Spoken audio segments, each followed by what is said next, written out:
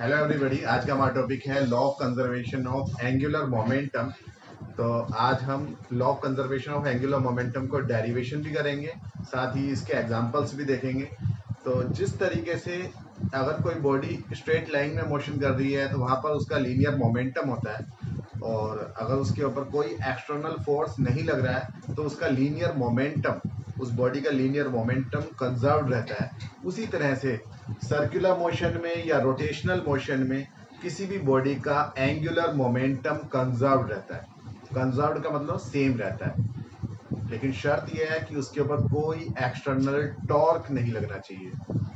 Force की जगह पे यहाँ क्या आ जाता है, एंगुलर मोशन में या रोटेशनल मोशन में आ जाता है टॉर्क। तो टॉर्क अगर जीरो है, टो की वैल्यू जीरो है, तो तब एंगुलर मोमेंटम कंजर्व रहता है, और इसी को हम बोलते हैं law of conservation of angular momentum.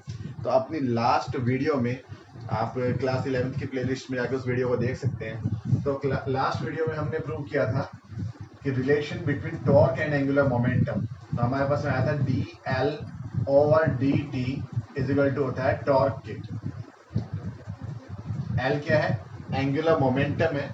L एक वेक्टर क्वांटिटी है और टॉर्क भी क्या है, एक वेक्टर क्वांटिटी है।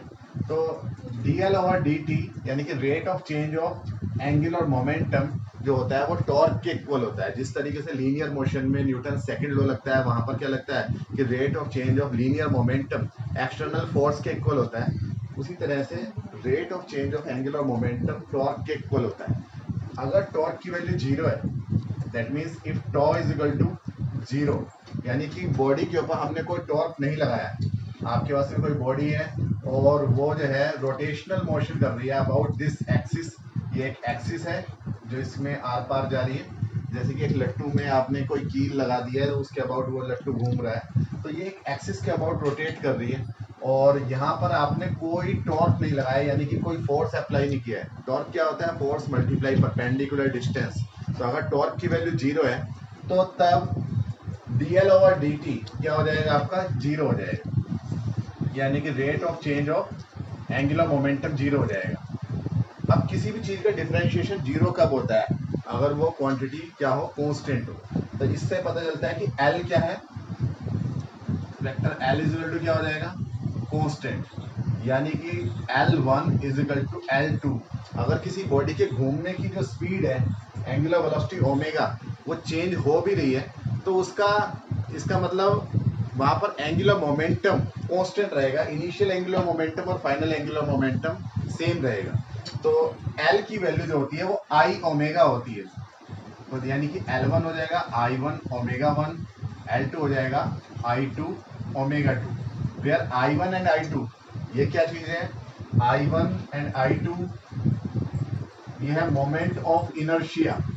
मोमेंट ऑफ इनर्शिया ये इनिशियल है, I1 अगर हम बात करें शुरुआत में, और I2 क्या हो जाएगा, final moment of inertia. Moment of inertia जो होता है वो सिग्मा एम आर स्क्वायर के इक्वल होता है, यानी कि अगर हम देखें तो sigma m1 r1 square into omega 1 is equal to हो जाएगा sigma m2 r2 square into omega 2। ये where sigma M R square का मतलब क्या है कि अगर ये बॉडी जो है, ये जो बॉडी है, ये लट्टू है, ये कई सारे पार्टिकल से मिलकर बना हुआ है of different masses m1 m2। तो अगर ये मास m1 है, ये m2 है, ये m3 है, और इसी तरीके से लास्ट के मास mn है, और इनकी परपेंडिकुलर डिस्टेंसेस यहाँ से एक्सिस ऑफ रोटेशन से r1 है, r2 है, या r3 है, या rn है, परपेंडिकुलर डिस्टेंस। तो सिग्मा एम आर स्क्वायर जो है वो इसका मोमेंट ऑफ इनर्शिया होता है। तो अगर मोमेंट ऑफ इनर्शिया इंक्रीज होगा तो एंगुलर वेलोसिटी, क्योंकि दोनों का जो प्रोडक्ट है moment of inertia and angular velocity का, वो कांस्टेंट है। अगर आई इंक्रीज होगा तो एंगुलर वेलोसिटी ओमेगा क्या होगी, डिक्रीज होगी। इसको हम ऐसा समझ सकते हैं कि सपोज इन दोनों का जो प्रोडक्ट है आई और ओमेगा का, वो 16 के इक्वल है। आई ओमेगा अगर 16 है, तो अगर आई की वैल्यू 1 है तो ओमेगा की वैल्यू कितनी हो जाएगी, 16 मल्टीप्लाई 16 आ जाएगा। आई की वैल्यू हम इंक्रीज कर दें, 2 कर दें, तो ओमेगा की वैल्यू 8 हो जाएगी, तब भी आंसर 16 आ जाएगा। आई की वैल्यू अगर हम 4 कर दें तो ओमेगा की वैल्यू 4 आ जाएगी, आंसर 16 आ जाएगा। आई की वैल्यू अगर हम 8 कर दें, ओमेगा की वैल्यू 2 हो जाएगी, 16 आ जाएगा। आई की वैल्यू 16 कर दे तो ओमेगा की वैल्यू 1 हो जाएगी, आंसर 16 आ जाएगा। तो आई ओमेगा तो क्या है आपका कांस्टेंट है, यानी कि एंगुलर मोमेंटम एल जो है वो कांस्टेंट है, कंजर्व्ड है। लेकिन आई की वैल्यू को आप इंक्रीज करते चले जा रहे हो, देखो 1 2 4 8 16, तो ओमेगा की वैल्यू क्या होती चली आ रही है, डिक्रीज होती चली आ रही है, 16 से कम होकर 8 4 2 1। That means if moment of inertia will increase then angular velocity, rotational velocity उसकी डिक्रीज होगी। आई बढ़ेगा तो ओमेगा घटेगा और आई घटेगा तो ओमेगा बढ़ेगा। तो इसका यूज होता है बहुत सारी जगह पर, बहुत सारे एग्जांपल्स हैं इसके। जिस तरीके से आप एक स्केटिंग करती हुई कोई गर्ल है और वो एक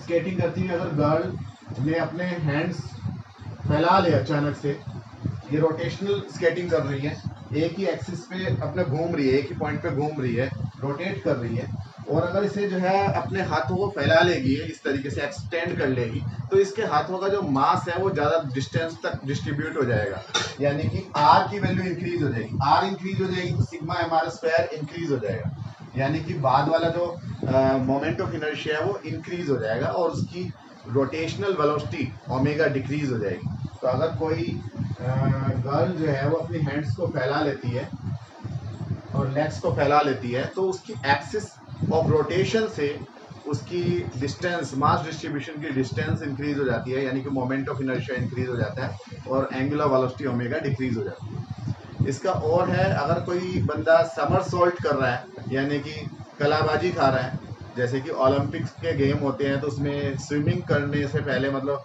स्विमिंग पूल में एक हाइट से, एक पर्टिकुलर हाइट से जंप लगानी होती है और रास्ते में हवा में जितने ज़्यादा समरसॉल्ट करने होते हैं तो उतना ही ज़्यादा उसके पॉइंट मिलते हैं। तो अगर समरसॉल्ट करना है तो वो अपने सिर और पैरों को, जो भी प्लेयर है जो समरसॉल्ट करना चाहता है, वो सिर और पैरों को हवा में ही क्या कर लेगा, एक तरीके से कॉन्ट्रैक्ट कर लेगा, एक अपनी एक्सिस ऑफ रोटेशन के पास में ले आएगा।